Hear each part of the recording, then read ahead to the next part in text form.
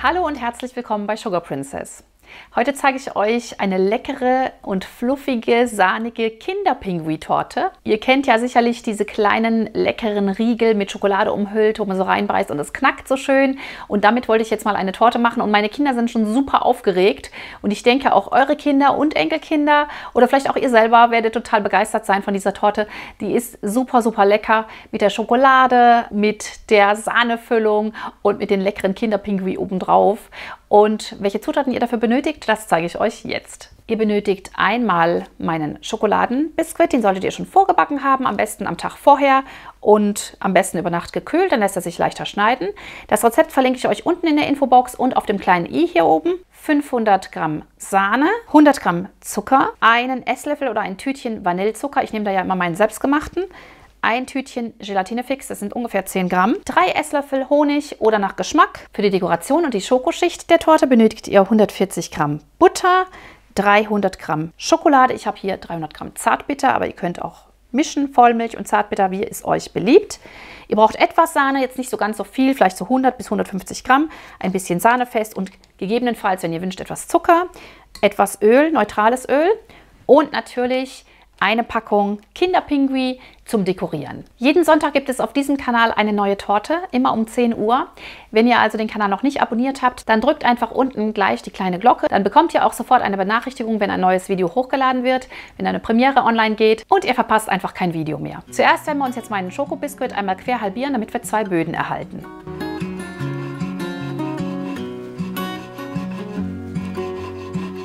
Und ich schneide mir immer erst so eine Führungsrille, damit das einfach gleichmäßiger funktioniert.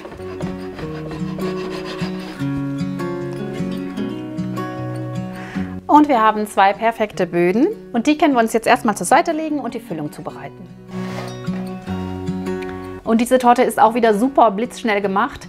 Das Einzige, was ein bisschen aufhält, sind die Kühlzeiten, aber wie immer bei einer Torte muss man die normal beachten. Das heißt, insgesamt dauert es natürlich schon etwas, aber die reine Arbeitszeit ist wirklich gering.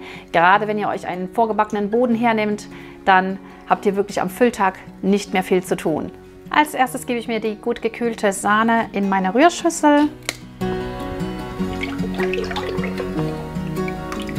Ich schlage die Sahne etwas an und sobald sie etwas Volumen bekommt, gebe ich dann das Gelatine-Fix hinzu und danach den Zucker und den Vanillezucker und ganz zum Schluss hebe ich dann die 3 Esslöffel Honig unter.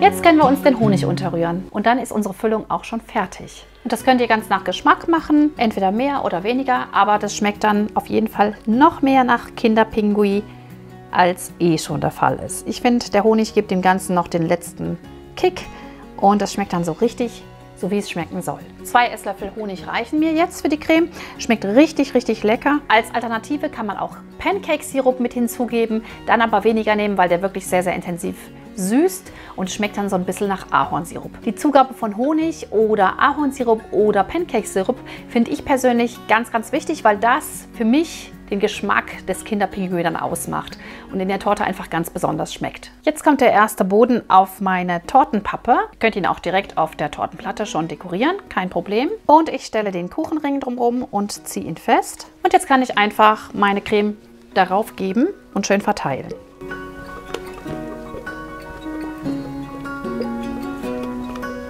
Und das war natürlich jetzt nur die Hälfte der Creme. Die habe ich mir genau abgewogen. Das sind 320 Gramm.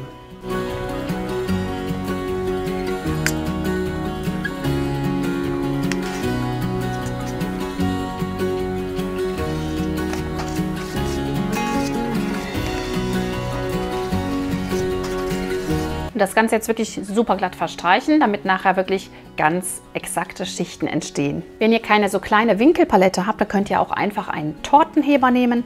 Das geht genauso gut. Jetzt stelle ich die Torte für mindestens 15 Minuten in den Tiefkühler und danach kann ich die Schokoladenschicht auftragen. Damit sich da nichts vermischt, ist es immer besser, eine Torte zwischendurch zu kühlen. Ihr wisst ja, ich bin ein Fan von der Kühlung und alle Torten, die zwischendurch gekühlt werden, gelingen immer viel, viel besser.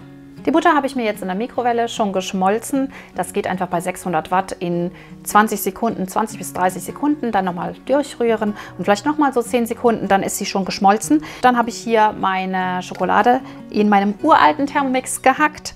Und die kann jetzt hier einfach über dem Wasserbad geschmolzen werden.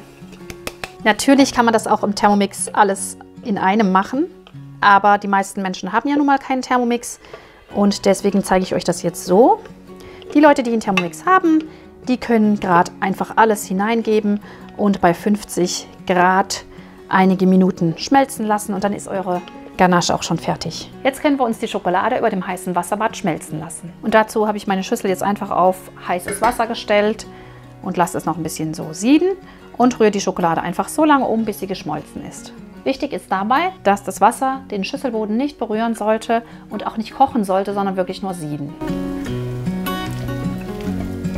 Und ich habe jetzt hier eine Glasschüssel genommen, damit ihr das Ganze einfach besser seht insgesamt beim Drehen. Aber ihr könnt natürlich zu Hause eine Metallschüssel nehmen, dann geht es viel schneller.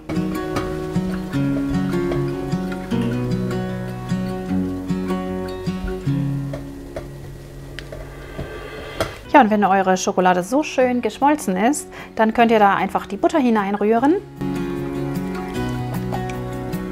Und noch die 2 Teelöffel Öl hinzugeben. Das Ganze jetzt schön miteinander verrühren, bis es sich richtig schön verbunden hat. Und dann kann es nach etwas Abkühlen auf die Torte gegeben werden. Meine Torte war jetzt so ungefähr eine halbe Stunde im Tiefkühler und die Schokolade ist auch ein bisschen abgekühlt. Das geht eigentlich ziemlich schnell. Und jetzt geben wir uns einfach so ungefähr 1/3 der Schokolade auf die Sahne.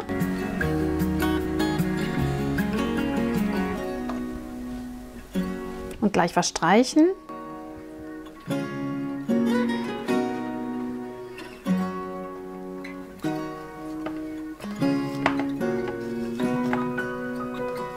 Jetzt gebe ich die Torte nochmal für 15 Minuten in den Kühlschrank, damit einfach die Schicht anziehen kann und dann kann sie weiter gefüllt werden. So, nach 15 Minuten im Tiefkühler sieht meine Schicht super aus, schön fest geworden. Und jetzt gebe ich einfach die restliche Sahne oben drauf und streiche sie wieder glatt.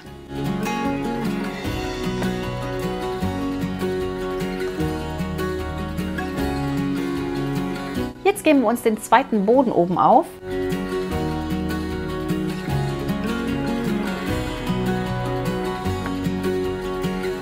Und drücken ihn vorsichtig fest. Die Torte ist gefüllt und jetzt kann sie wieder für eine halbe Stunde in den Tiefkühler oder natürlich auch in den Kühlschrank. Da müsst ihr vielleicht etwas länger kühlen und danach können wir sie dann final einstreichen und dekorieren.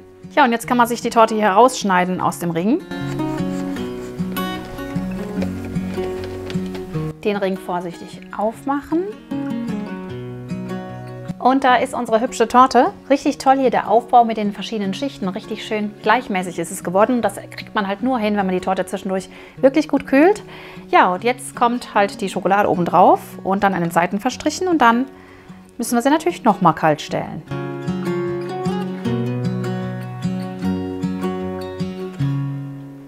Gerade erstmal so ein bisschen was drauf geben.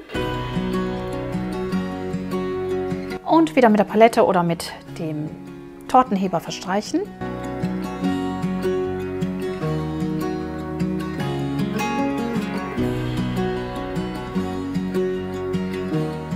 Wenn ihr die Torte so einmal schön eingestrichen habt, dann könnt ihr sie gerade final abziehen mit der Teigkarte außenrum. Und dann das Ganze noch hier oben in die Mitte streichen, vorsichtig, oder mit dem Messer abschneiden, je nachdem wie hart jetzt das Ganze bei euch geworden ist und wie kalt eure Torte ist.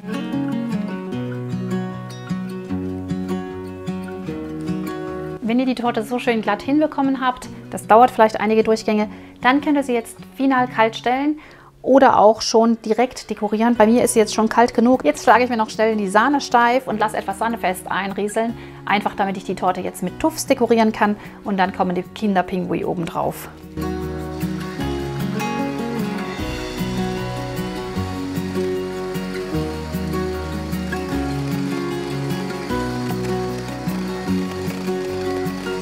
Okay, die Sahne ist schön steif. Die Tülle hineingeben. Ich nehme jetzt hier einfach mal eine ganz normale Lochtülle. Ihr könnt natürlich auch einfach nur die Spitze abgeschnitten lassen Und so kann jetzt die Sahne erstmal kalt gestellt werden. Jetzt müssen wir uns nämlich erstmal noch die Kinderpingui schneiden. Und dann können wir das Ganze fertigstellen. Von den Kinderpingui schneide ich mir jetzt kleine Ecken raus.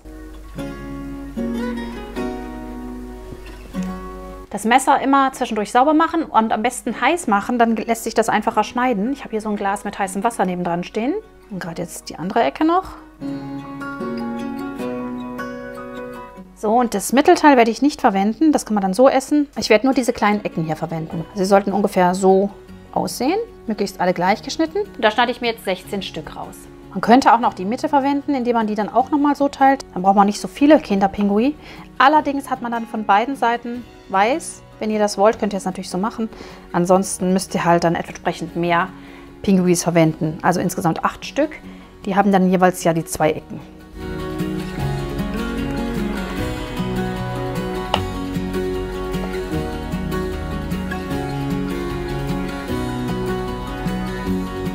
Fast fertig. Nur noch die Tufts aufspritzen, die Kinderpingui-Ecken aufsetzen und die Torte ist fertig zum Probieren. Hier habe ich ja meine Sahne schon vorbereitet. Jetzt kann ich die Tülle hier rausziehen und die Sahne nach vorne drücken.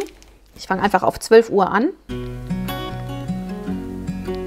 Genauso auf der gegenüberliegenden Seite. Genauso auf 3 Uhr.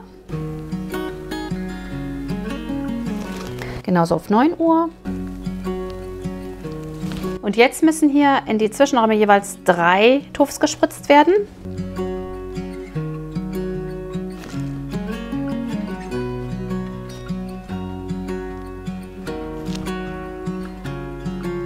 Jetzt setzen wir uns die Kinderpingui-Ecken auf und dann ist die Torte fertig. Also so dranlegen an den Tuff. Dass ihr einfach so einen Effekt wie ein Windrad bekommt.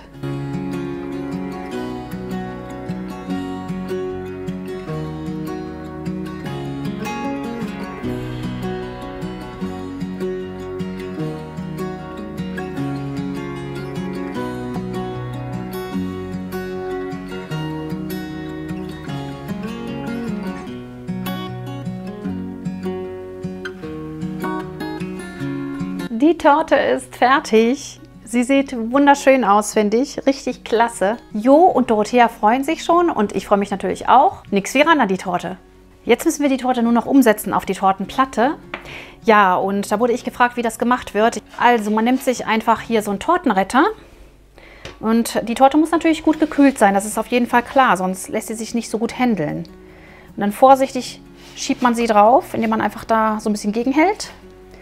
Man hebt den Tortenretter vorsichtig an und jetzt setzt man sie über. Möglichst mittig schon gleich aufsetzen. Gucken, dass alles passt. Und dann vorsichtig, man kann auch ein Hilfsmittel, wenn man sie nicht anfassen will, zur Hilfe nehmen, vorsichtig runterschieben.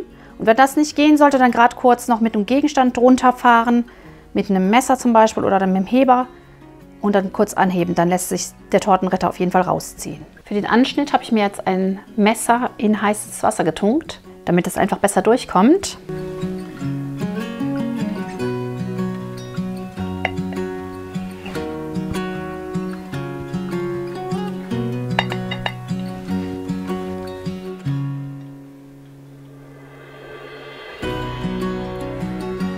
Und da kommt unsere Kinderpingui-Torte und ihr seht, wie wunderschön sie innen drin geworden ist.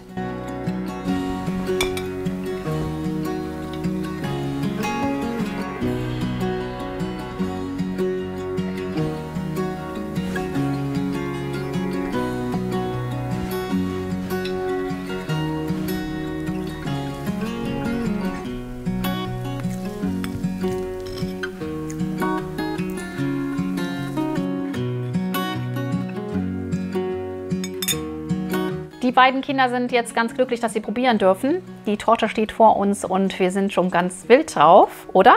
Ja. Ja? Freut ihr euch drauf? Es riecht schon so lecker. Riecht lecker nach Schokolade und nach der Milchcreme. Ja, und ihr dürft jetzt probieren, dann bin ich mal gespannt, was ihr sagt.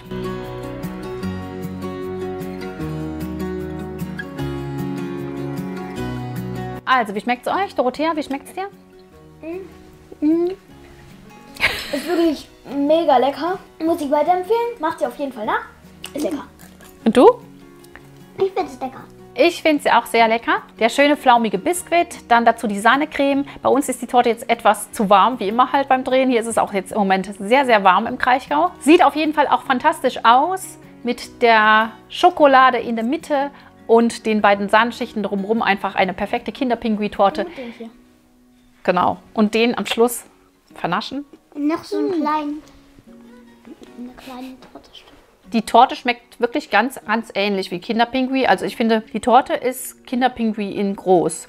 Schmeckt wirklich exakt gleich. Also auch der Honig in der Creme ist richtig, finde ich. Nur vielleicht etwas weniger. Das war unsere leckere Kinderpingui-Torte. Ein richtiger Knaller, finde ich. Bestimmt etwas ganz, ganz Tolles für eure Kinder, für eure Enkelkinder oder für euch selber. Wenn euch das Rezept gefallen hat, dann hinterlasst mir gerne eure Daumen nach oben. Gerne auch einen netten Kommentar.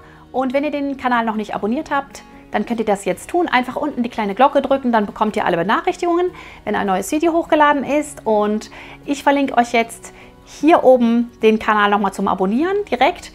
Einmal ein Video für euch speziell und die Torten- und Kuchen-Playlist. Und bis zum nächsten Mal wünsche ich euch viel Spaß beim Nachdekorieren und bis dann. Tschüss!